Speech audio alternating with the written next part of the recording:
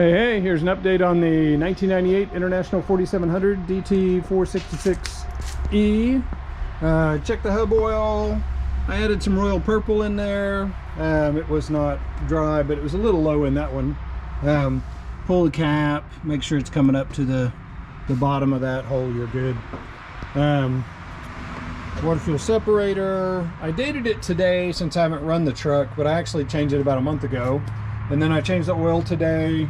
No leaks and no drips.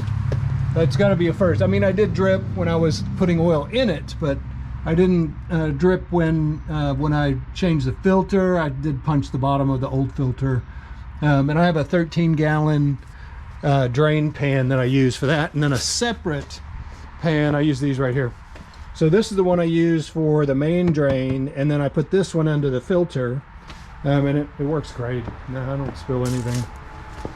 I did when I filled this up, I did drip when I pulled the funnel out. You can see a few drips on there and wiped it up. Everything in here is good. The rail has not leaked since I replaced the IPR.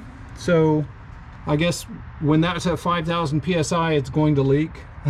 But it hadn't leaked a drop since then, and I probably got 30-45 minutes of run time.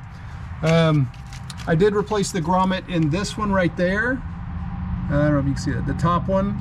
That runs back under and into the fuel rail. So I guess that was under super high pressure. It was completely destroyed, but the nut and the connector, like on this one, if you look, so this was stuck to that. That's why I didn't change the grommet. So I ended up having to pull that again, and I ended up separating these two things on it, and then put in the new rubber grommet, which I should have done in the first time, and it would have saved me, you know, 30-45 minutes. So do it right the first time. I put a question mark on that fuel filter because I have not changed it. It looked just perfect in there, so I didn't change it, but you know how those things go. I probably should have changed it. And I did not change the coolant filter either. I showed you last time I buttoned everything up, but we're gonna crank it up, and then I'm gonna put my dogs up and then move it.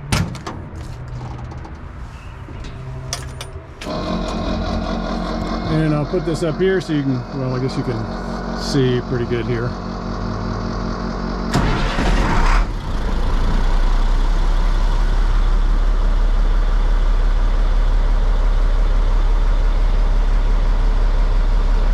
RPMs have been working all day. Probably 4 or 5 starts today. We'll button it up, and then we'll put it back in the yard where it goes.